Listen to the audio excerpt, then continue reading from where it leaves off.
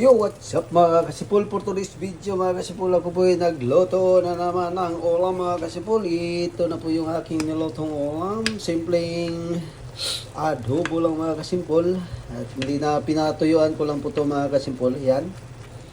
At napakasarap to. Yan.